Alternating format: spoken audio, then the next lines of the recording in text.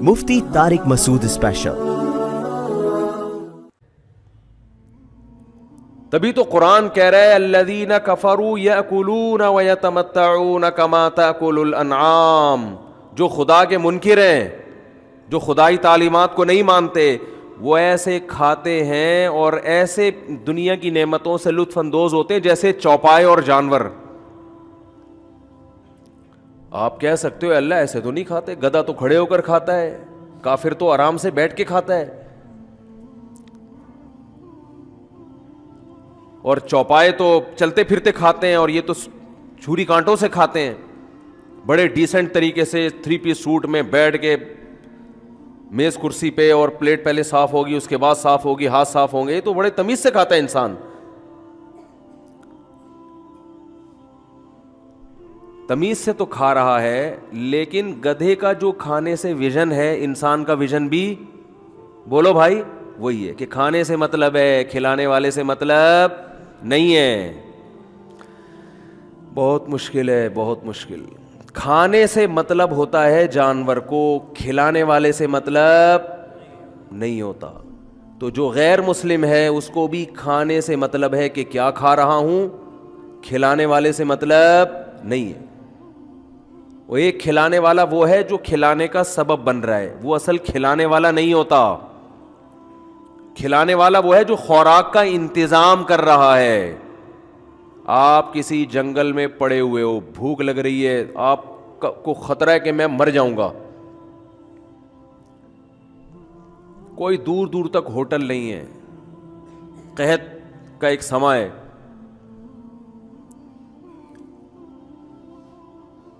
آپ کی آنکھ لگ جاتی ہے، آپ جب اٹھتے ہیں تو سامنے کھانا رکھا ہوا ہے۔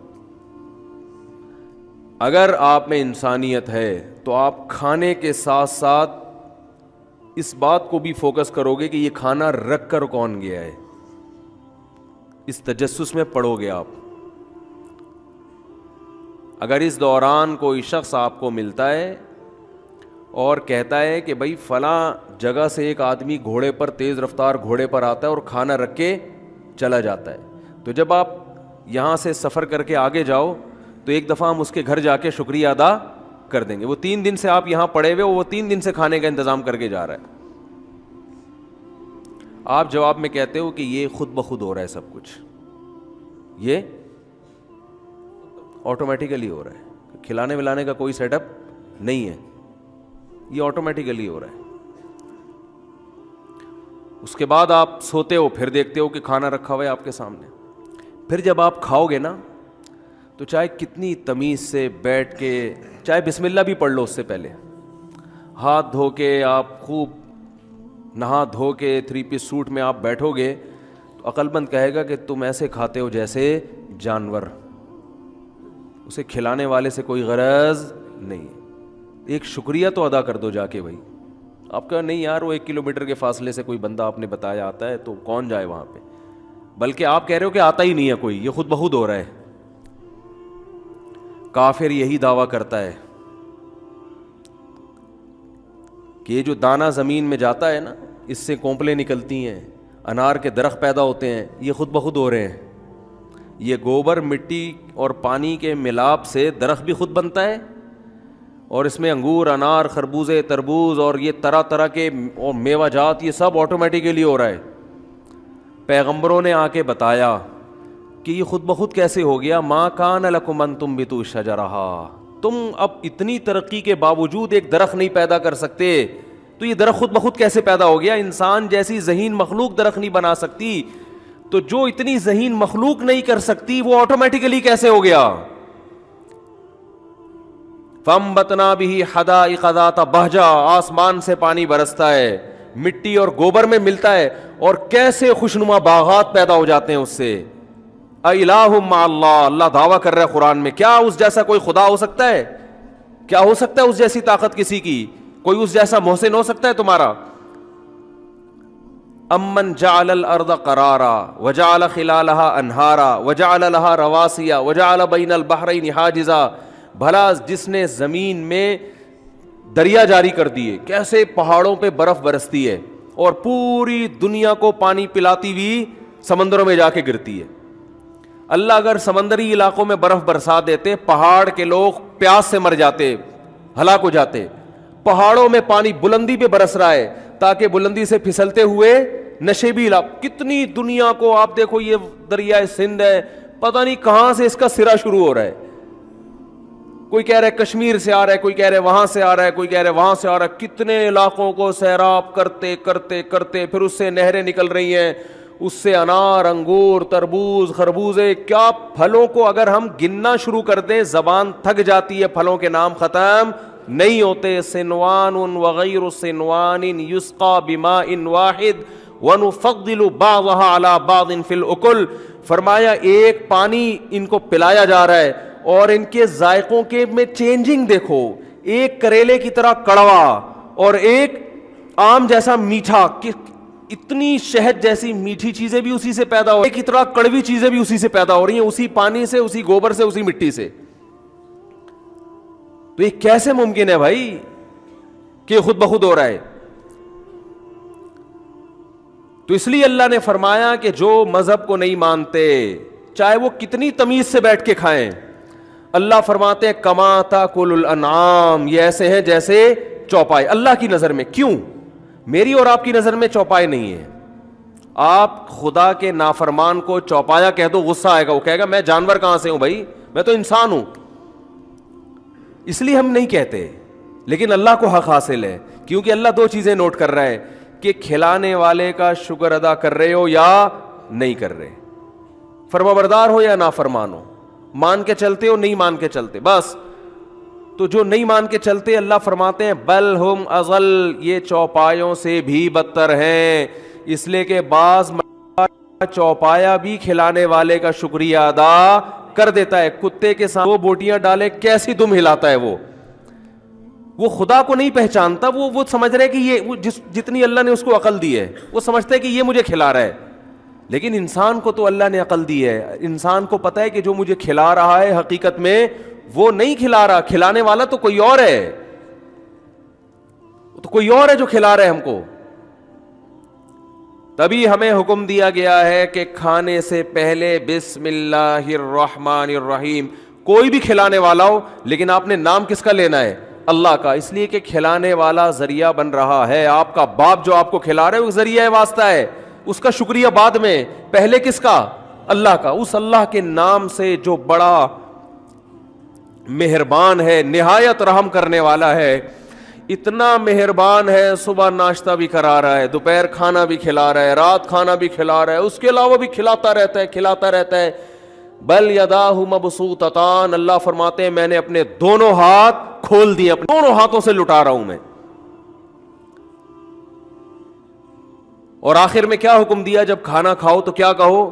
الحمدللہ الذی اطعمنا وسقانا وجعلنا مسلمین. یہ من المسلمین نہیں ہے، مسلمین ہے. تمام تعریفیں اس اللہ کے لیے ہیں جس نے ہمیں کھلایا، جس نے ہمیں پلایا اور ہمیں مسلم یعنی فرما بردار بنایا. کیا مطلب؟ کہ کھلانے پر تو شکر ادا کر رہے ہیں، لیکن اس پر اور زیادہ شکر ادا کر رہے ہیں کہ کھلاتا تو سب کو ہے، لیکن کسی کو شکر کی توفیق ملتی ہے، کسی کو نہیں ملتی. ہم پر احسان کیا، ہمیں مسلم بنا دیا کہ ہم کھانے کے بعد اس کھلانے والے کا شکر بھی ادا کر رہے ہیں.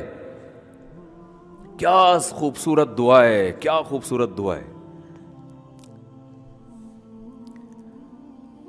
اس دعا کی لذت اہل اللہ کی نظر میں خدا کی قسم کھانے سے زیادہ ہے. جس کے دل میں اللہ کی معرفت کا ذرہ بھی آ جائے اسے کھانے میں اتنا مزہ نہیں آتا جتنا دو نوالوں کے بعد یہ دعا مانگنے میں مزہ آتا ہے. دو نوالے کھا کے جو یہ دعا مانگے گا، اس دعا کے مانگنے میں جو اس کو لذت محسوس ہوگی، اللہ کی قسم وہ لذت کھانے میں نہیں ہوگی. کیونکہ اللہ نے ایسے لوگ بھی رکھے ہیں جو کھاتے ہیں اس کا شکر ادا نہیں کرتے. آج بچوں کو نہ کھانے کی دعا آتی ہے، نہ پہننے کی دعا آتی ہے، نہ اور سونے کی دعا، نہ اٹھنے کی دعا. ویڈیو گیم دیکھتے ہوئے سوتے ہیں، فلم دیکھتے دیکھتے سو جاتے ہیں. لڑکیوں سے فون پہ باتیں کرتے کرتے سو جاتے ہیں. تو کسی غیر مسلم کے پاس یہ دعا بولو نہیں ہے. کبھی دیکھا ہندو کو کھانے کے بعد دعا مانگتے ہوئے؟ کبھی دیکھا عیسائی کو؟ کبھی دیکھا یہودی کو ایسے خوبصورت الفاظ کے ساتھ دعا مانگے وہ؟ تو اس لیے اللہ نے کیا فرمایا کہ جو کافر ہے، جو خدا کو نہیں مانتا، چاہے وہ کتنے ڈیسنٹ طریقے سے کھائے، اللہ کیا فرماتے ہیں اس کی مثال کیسے ہے؟ چوپایوں کی. بل ہم اضل، بلکہ چوپایوں سے بھی بدتر. یہ قرآن کا انداز ہے. قرآن ایک بات کو بیان کر کے، بل اصل میں کہتے ہیں اضراب کے لیے، گویا پہلی بات غلط ہے دوسری صحیح ہے. جب ہم کہتے ہیں نا کہ بھائی میں تو کیا نام ہے آپ کو جب آپ مجھ سے 1 لاکھ روپے مانگ رہے ہیں، میں تو آپ کو 1.5 لاکھ دوں گا، پھر مزید جوش میں آ کے نہیں بلکہ میں 2 لاکھ دوں گا آپ کو. تو جب آپ یہ کہتے ہیں بلکہ کا لفظ استعمال کرتے ہیں، اس کا مطلب پہلی بات کو آپ کیا کر رہے ہیں؟ مسترد، گویا کہ وہ غلط تھی، وہ میں رجوع کر رہا ہوں، بلکہ میں تو 2 دوں گا. تو اب یہ سوال پیدا ہوتا ہے کہ اللہ اپنی پچھلے کلام کو گویا کہ کیسے یہ کہہ رہا ہے کہ وہ نہیں بلکہ یہ والا؟ اللہ کی تو ہر بات صحیح ہے نا بھائی. اللہ کہہ رہا ہے کہ یہ لوگ چوپایوں کی طرح ہیں، بلکہ ان سے بھی بولو بھائی بدتر. سوال پیدا ہوتا ہے اگر چوپایوں جیسے ہیں تو ان سے بدتر کیسے؟ پہلے اللہ نے کہا ان جیسے، اب اللہ کہہ رہے نہیں ان سے بھی بدتر. یہ ایک بلاغت ہے کہ پہلے آپ کو اس تک لے کر آؤ، اس تک لایا جاتا ہے کہ پہلے یہاں تو آؤ نا. ایک دم قرآن کہہ دیتا ہے یہ چوپایوں سے بدتر ہیں تو ہماری سمجھ میں بات نہیں آتی. پہلے قرآن ہماری مینٹل اپروچ کی مینٹل لیول کے لحاظ سے بات کرتا ہے کہ تمہارے ذہن میں یہ بٹھانا بڑا مشکل ہے کہ یہ چوپایوں کی طرح کیسے ہو گئے. یہ تو بڑے تمیز سے چھری کانٹوں کے ساتھ اور ہاتھ کو پہلے سینیٹائزر سے صاف کرتے ہیں اور تھینک یو کہتے ہیں جو ویٹر کھانا لے کر آتا ہے، ایکسکیوز می کہتے ہیں، ایکسکیوز می ایک چائے بھی ہو جائے ساتھ میں، اور ایکسکیوز می ایک کولڈ ڈرنک بھی ہو جائے اور 2 پیزے اور لے آئیں بڑی تمیز سے. ہوٹل بھی بہت اچھا ہے، چپ چاپ خاموش بیٹھے ہوئے ہیں، پن کے گرنے کی آواز بھی نہیں آ رہی، اتنے ڈیسنٹ طریقے سے کھا رہے ہیں اور کھانے کے بعد ٹیشو سے سینیٹائزر سے ہاتھ صاف کیے اور اس کو ٹپ بھی دے دی 50 روپے. اور اللہ کہہ رہے ہیں کہ یہ کس کی طرح ہے؟ چوپایوں کی طرح. تو بات کھوپڑی میں آئے گی اتنے آرام سے؟ تو اللہ اگر ڈائریکٹ کہہ دیتا نا چوپایوں سے بدتر ہے تو یہ نہیں سمجھ میں آ رہا کہ چوپایوں جیسے ہیں، تو وہ کہاں سے سمجھ میں آتا کہ چوپایوں سے بدتر ہے؟ اس لیے اللہ نے پہلے ہمارے ذہن میں بٹھانے اتنا تو پہلے لے آؤ کہ یہ چوپایوں جیسے. جب یہ بات آئے گی نا تو پھر اگلی خود سمجھ میں آ جائے گی کہ بلکہ اس سے بھی بدتر ہے یہ. اولئک کالانعام بل هم اضل، اس سے وہ 1000 گنا بہتر ہے جو زمین پہ بیٹھ کے کھا رہا ہے، جس کے پاس ہاتھ صاف کرنے کے لیے غربت کی وجہ سے ٹیشو یا رومال ہاتھ دھونے کا انتظام بھی نہیں ہے، وہ مجبوری میں انہی گندے ہاتھوں سے کھا رہا ہے سڑک پہ بیٹھ کے. نہ اس کے پاس کوئی ٹپ دینے کا انتظام، نہ کوئی تھینک یو کے الفاظ اس کو آتے ہیں، نہ ایکسکیوز می کا لفظ اس کو پتا ہے. بیٹھ کے 2 نوالے کھاتا ہے سڑک پہ بیٹھ کے، فٹ پاتھ پہ بیٹھ کے.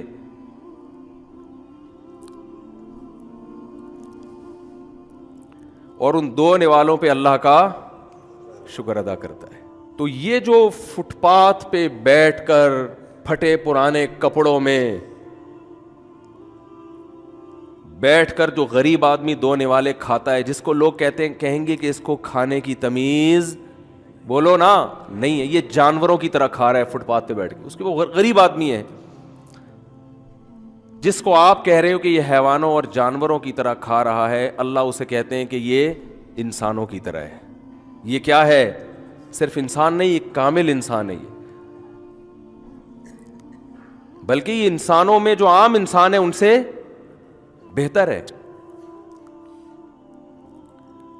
ہمارے نبی صلی اللہ علیہ وسلم اکثر اوقات زمین پہ بیٹھ کے کھاتے تھے، اکثر اوقات ایک پیالہ سارے صحابہ وہی پی لیا کرتے تھے. حدیث میں آتا ہے کہ بھوک کی شدت تھی اور آپ صلی اللہ علیہ وسلم کو صحابی رسول نے بلایا کہ آپ آ جائیں میرے گھر میں آپ کے لیے کھانے کا انتظام ہے. تو آپ صلی اللہ علیہ وسلم تشریف لے گئے اور صحابہ بھی.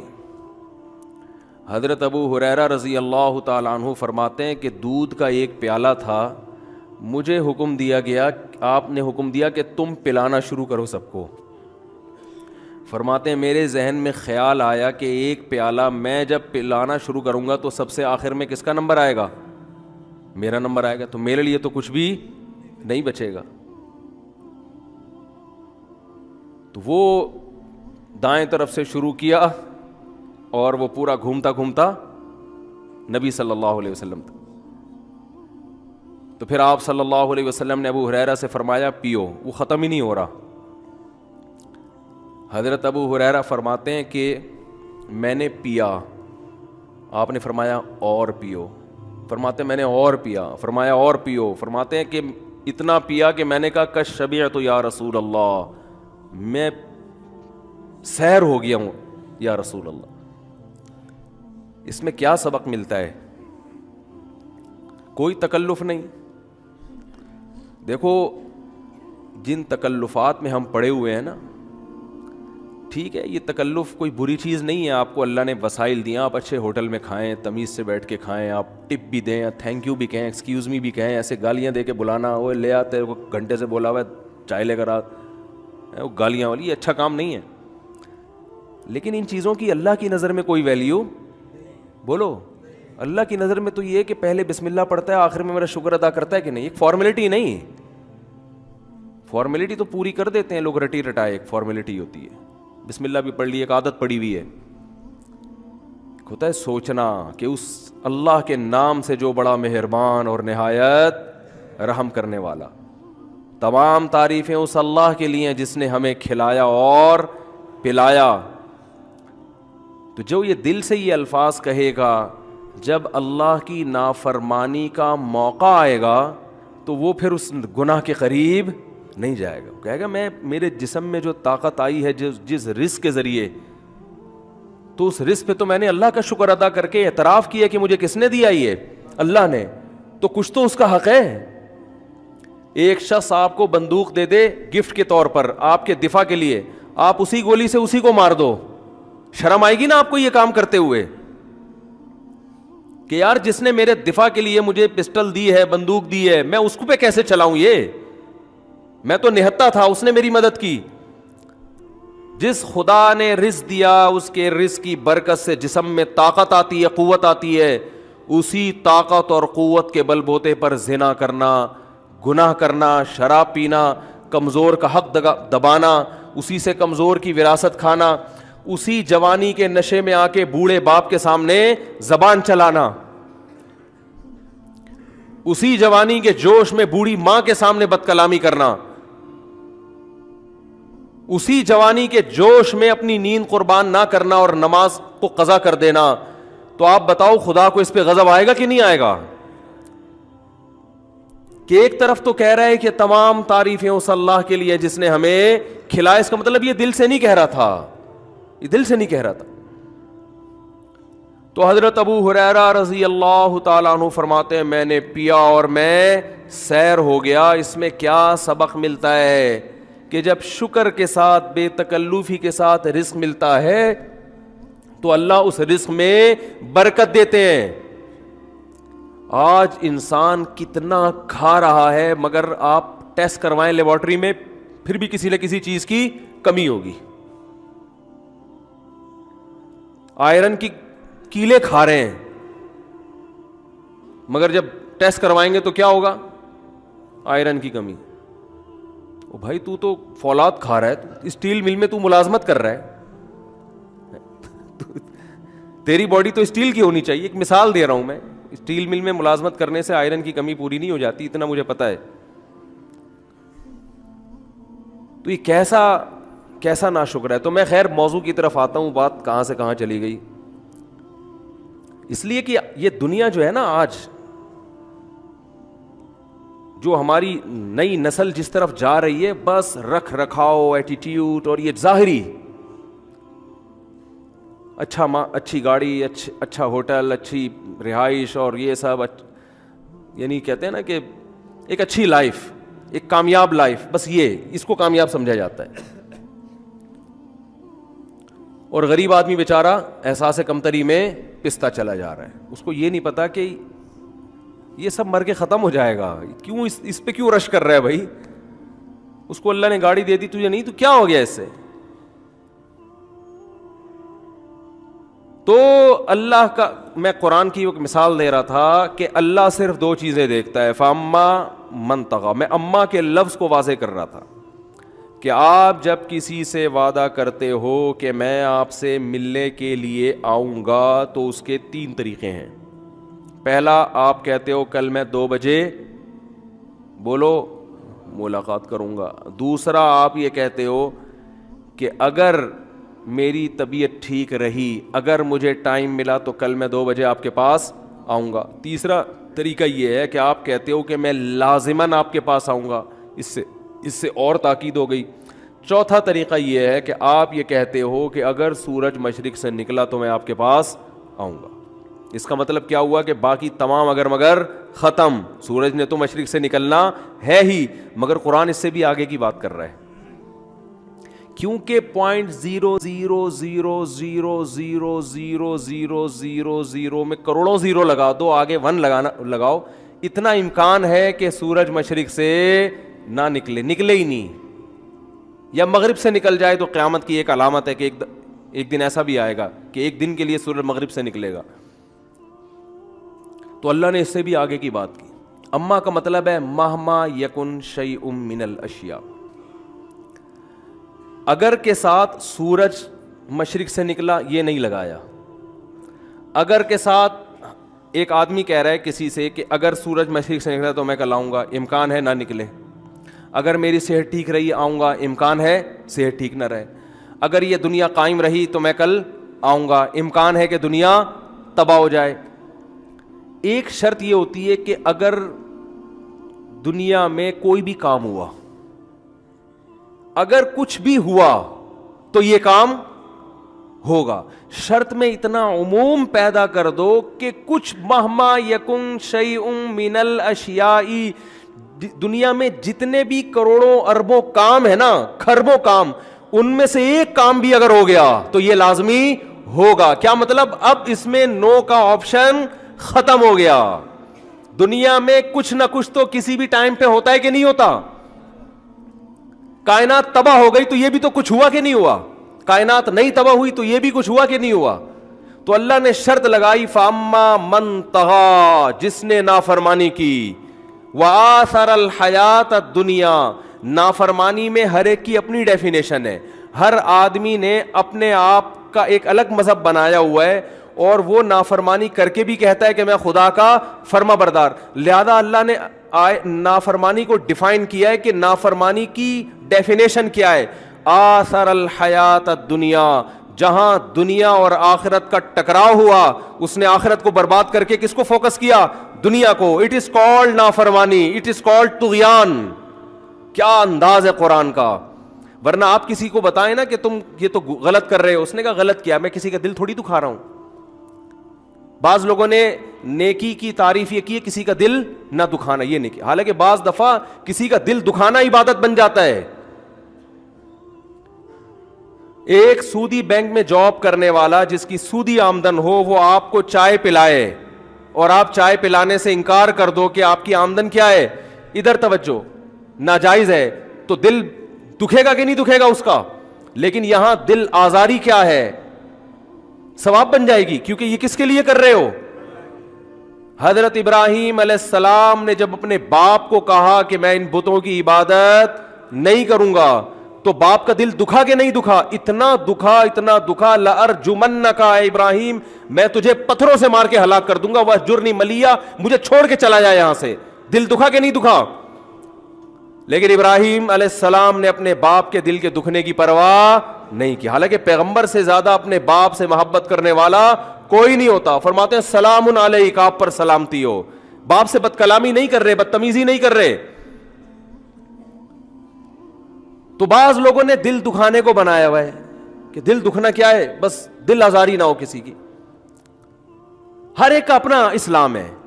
تو اللہ نے فرمایا کہ میں دنیا اور آخرت ساتھ ساتھ چلیں گی, ان میں اگر مقابلہ نہیں ہو رہا تو تمہیں دنیا اختیار کرنے کی اجازت ہے, ٹکراؤ نہیں ہے تو ٹھیک ہے, بلاؤ دنیا جتنی. سلیمان علیہ السلام کو بھی اللہ نے کتنی دنیا دی, کھاؤ بھی پیو بھی, گاڑیاں بھی رکھو, لینڈ کروزر میں گھومو اپنے خرچے پہ. کوئی اگر حسد کی نگاہوں سے دیکھتا ہے, کسی کو اعتراض ہوتا ہے کہ یہ مولوی کو دیکھو جہازوں میں گھوم رہے ہیں, کبھی وہاں جا رہے ہیں کبھی وہاں جا رہے ہیں, تو وہ اس کا اپنا فالٹ ہے. کیونکہ اللہ نے انسانوں کے لیے جو چیزیں پیدا کی ہیں, من حرم زینت اللہ اخرج لعبادہ, اللہ فرماتے ہیں کون ہے جس نے اللہ کی زینت کو حرام کیا جو اس نے اپنے بندوں کے لیے پیدا کی ہے. تو ان بندوں میں مولوی بھی آتے ہیں کہ نہیں آتے, یا وہ کچھ کوئی اور مخلوق ہے, اس میں علماء بھی آتے کہ نہیں آتے. لوگ ایک تو دعوت دے دے کے بلا کے خود ہی بکرے سامنے لا کے رکھتے ہیں, پھر تصویریں جاتی ہیں فیس بک پہ, لوگ کہتے ہیں ان مولویوں کو دیکھو صبح شام بکرے کھاتے رہتے ہیں. کھلاتے بھی ہیں زبردستی اور اعتراض بھی کرتے ہیں کہ ان مولویوں کے پاس کھانے کے علاوہ بولو, ہمارے فرمایا کرتے تھے یہ عجیب فرقہ ہے مولوی بھی. ایک طرف لوگ کہتے ہیں مولوی کھاتے بہت ہیں, دوسری طرف کہتے ہیں کہ مولوی بنے گا تو کھائے گا کہاں سے. اپنے بچوں کو مولوی بناتے بھی نہیں ہے کہ بنے گا تو کھائے گا کہاں سے. تو خیر یہ تو ایک الگ ٹاپک ہے. تو اللہ نے کوئی حرام نہیں کیا, آپ جائز طریقے سے نعمتیں استعمال کریں, لیکن ایک ٹائم ایسا آتا ہے کہ جہاں دنیا اور آخرت میں ٹکراؤ ہو رہا ہوتا ہے. آپ دکان پہ بیٹھے ہو, لائن لگی ہوئی ہے کسٹمر کی, اور ادھر حی علی الصلاۃ کی آواز آتی ہے. قرآن کہتا ہے فی بیوت اذن اللہ ان ترفع ویذکر فیہا اسمہ یسبح لہ فیہا بالغدو والآصال رجال لا تلہیہم تجارت ولا بیع عن ذکر اللہ.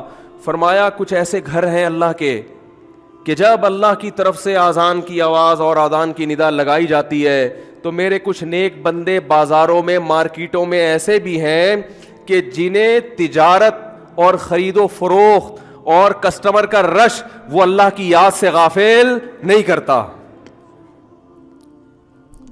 اس کا مطلب اللہ, آپ تو کسٹمر کو دیکھ رہے ہو ہے بھائی, اذان کے وقت آپ دیکھ رہے ہو کس کی دکان پہ کتنا رش ہے, کون سی چیز کہاں زیادہ سستی ملے گی. اللہ یہ نہیں دیکھ رہا, اللہ دیکھ رہا ہے کہ جب حی علی الصلاۃ کی ندا ہوتی ہے کون دکان کا شٹر گرا کے مجھے سجدہ کرنے کی طرف دوڑتا ہے اور کون نہیں دوڑتا. اللہ یہ دیکھ رہا ہے.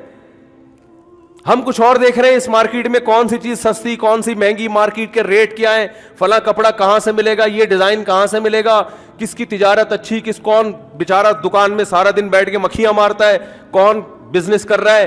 یہ ہمارے ہیڈک ہے. اللہ فرماتے ہیں میں دیکھ رہا ہوتا ہوں اور میں ان کو دیکھ کر اپنی کتاب میں ان کی تعریفیں کر رہا ہوتا ہوں. فی بیوت اذن اللہ ان ترفع ویذکر فیہا اسمہ یسبح لہ فیہا بالغدو والآصال رجال لا تلہیہم تجارت ولا بیع عن ذکر اللہ. فرمائے ان گھروں میں ایسے لوگ آتے ہیں جن کو مارکیٹوں کا جو رش ہے اور کاروبار کی جو گہما گہمی ہے وہ ان کو میری نماز سے غافل نہیں کرتی, اور صبح اور شام وہ یاد کرتے ہیں مجھے. 24 گھنٹے میں ایک دفعہ نہیں, صبح کے وقتوں میں بھی آئیں گے جن میں فجر ظہر کی نماز ہے, اور شام کے وقتوں میں بھی آئیں گے جن میں عصر مغرب اور عشاء کی نماز ہے.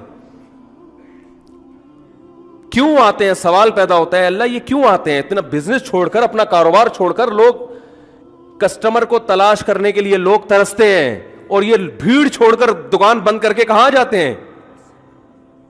مجھے سجدہ کرنے کے لیے. اللہ فرماتے ہیں اس لیے آتے ہیں یخافون یوما تتقلب فیہ القلوب والابصار. انہیں پتہ ہے کہ ایک دن ایسا آنے والا ہے جس دن ایسا حساب ہوگا کہ خوف کے مارے آنکھیں پلٹ جائیں گی اور دل الٹ جائیں گے, دل دھڑکنا شروع کر دیں گے خوف کے مارے. اس دن کا خوف ان کو نماز کے وقت تجارت سے غافل کر دیتا ہے. اور جو بدبخت ہیں وہ اس دن کو بھولے ہوئے ہیں, وہ اسی دنیا کو اصل سمجھ بیٹھے ہیں اور اسی میں اپنی زندگیاں برباد کر رہے ہیں, کھپا رہے ہیں. تو میں بات ختم کروں جلدی سے. اللہ نے فرمایا کچھ بھی ہو جائے, کچھ بھی ہو جائے, میرا قانون یہی ہے کہ من طغا, جس نے میری نافرمانی کی. اور نافرمانی کی ڈیفینیشن کیا ہے؟ جہاں دنیا اور آخرت میں ٹکراؤ ہوا. آثر الحیات الدنیا، اس نے ایسے موقع پہ دنیا کو ترجیح دے دی. جہاں ٹکراؤ نہیں ہو رہا وہاں سب دین پر عمل کرتے ہیں، وہاں تو سب دین پر عمل کرتے ہیں. عید منائی جاتی ہے، لبرل مسلمان بھی مناتے ہیں اور عام مسلمان بھی، کیونکہ وہاں دنیا ضائع بولو نا نہیں ہو رہی. افطاری سنت ہے یا نہیں ہے؟ سارے دسترخوان پہ آ کے بیٹھتے ہیں کہ نہیں بیٹھتے اس سنت کو پوری کرنے کے لیے؟ کیونکہ یہاں دین آخرت سے بولتے کیوں نہیں بھائی؟ نہیں ٹکرا رہی ہے. ٹکراؤ تھوڑی ہو رہا ہے یہاں پہ، یہاں کچھ جا تھوڑی رہا ہے آپ کا. عید منانے میں کچھ بھی نہیں جا رہا. عقیقہ بھی لوگ کرتے ہیں، نہ کہ کریں تو کھاتے سب ہیں عقیقہ. ولیمے کی دعوت پر لبیک سب کہتے ہیں، کیونکہ سنت بھی ہے دعوت قبول کرنا اور فری میں کھانے کو مل بھی رہا ہے. لیکن اللہ فرماتے ہیں کہ ایسے لوگ جنہوں نے جب دنیا اور آخرت کا ٹکراؤ ہوا، آثر الحیات الدنیا، اس موقع پر دنیا کو ترجیح دے دی اس نے. فإن الجحیم ہی المأویٰ، تو آخرت میں میرے پاس اس کے لیے کوئی ٹھکانہ نہیں ہے. اسے میں کہوں گا تمتعوا، مزے اڑاؤ، فإن مصیرکم الی النار، آنا تم نے جہنم کی آگ کی طرف ہے. اور آگے فرمایا وَأَمَّا، یہاں بھی وہی انداز ہے، کچھ بھی ہو جائے. کچھ بھی ہو جائے کا مطلب سمجھتے ہیں نا؟ یہ تمہارے ہیڈ ایک ہیں، یہ بھی ہو گیا، وہ بھی ہو گیا، اس کی شادی ہو گئی، اس کی نہیں ہوئی، اس کی 4 ہو گئی، اس کی 1 بھی نہیں ہوئی، اس کے بچے نہیں ہو رہے، اس کے ہو گئے، اس کی لائن لگی ہوئی ہے، میرا 1 بھی نہیں ہو رہا، وغیرہ وغیرہ ہوتا ہے نا. یہ اللہ فرماتے ہیں مہما یہ کچھ بھی ہو جائے، یہ سب چیزیں تمہارے لیے امپورٹنٹ ہوں گی. یہ سب کس کے لیے ہیں؟ یہ تمہارے. اس کا کاروبار چل رہا ہے، اس کا نہیں چل رہا، وہ سڑک پہ سوتا ہے، وہ ایئر کنڈیشن روم میں سوتا ہے، گدوں پہ سوتا ہے، اس کی شکل اچھی ہے، اس کی صحت خراب ہے، یہ ہے وہ ہے. اللہ فرماتے ہیں یہ سب تمہارے مسائل ہیں، کچھ بھی ہو جائے. من خاف مقام ربہ، میں یہ دیکھتا ہوں کہ کون ہے جو میرے سامنے کھڑے ہونے کے دن سے ڈرتا ہے. اسے یہ احساس ہے کہ ایک دن خدا کے سامنے کھڑے ہونا ہے. اور کتنا احساس، تھوڑا احساس تو ہر ایک کو ہوتا ہے. تھوڑا احساس تو وہ تو کافر جو خدا کے منکر ہے نا، تھوڑا سا وہم ان کو بھی ہوتا ہے کہ ایسا نہ ہو کہ آخرت ہو جائے. فرمایا اتنا احساس وَنَهَى النَّفْسَ عَنِ الْهَوَىٰ، کہ اپنے آپ کو ناجائز خواہشوں سے وہ روک لے. کیا انداز ہے قرآن کا. یہ نہیں کہا کہ اتنا احساس کہ اپنی تمام خواہشات کا گلا گھونٹ دے وہ، نا نا نا نا نا نا، پھر تو بھائی سب کے لیے زندگی گزارنا ناممکن. حلال خواہشات نہیں. نہى النفس عن الہوى، اپنے آپ کو، الہوى الف لام عہد کا ہے، کہ اپنے آپ کو ان مخصوص خواہشات سے روک لے جو میں نے حرام کی ہیں. فإن الجنت ہی المأویٰ، فرمایا جنت کے باغات اس کا ٹھکانہ ہے. کیا مطلب؟ جنت کی ڈیفینیشن کیا ہے؟ لکم فیہا ما تشتہی انفسکم، تم نے اپنی خواہشات کو میرے لیے قربان کیا تو ایسی جگہ اللہ نے بنائی ہے جہاں خواہشات پوری ہونے کے علاوہ کوئی کام نہیں ہے. وہاں اس کا نام ہی خواہشات کے پوری ہونے کی جگہ ہے. تو بھائی اس دن کے آنے سے پہلے پہلے اپنے بارے میں جہاں ہم نے اتنی چیزیں سوچی ہوئی ہیں کہ میری صحت کیسی ہے، میرے دانت کیسے ہیں، میرے کپڑے کیسے ہیں، میری بیگم کیسی ہے، میرا میاں کیسا ہے، میرے ابا کیسے ہیں، میرے کاروبار کیسا ہے، میرے پاس کتنی جائیدادیں ہیں، وہاں تھوڑا سا اپنے بارے میں یہ بھی سوچ لیں کہ میں فرما برداروں کی فہرست میں ہوں یا نافرمانوں کی، میں جنت کی طرف جا رہا ہوں یا جہنم کی طرف. اس کو سب سے پہلے فوکس کرنا ہے. جیسے میں نے عرض کیا تھا نا کہ ہم جب پیسہ خرچ کرتے ہیں تو ہم کہتے ہیں بہت سے ضروری کام ہیں وہ نمٹ جائیں تو پھر فی سبیل اللہ اتنا اماؤنٹ خرچ کریں گے.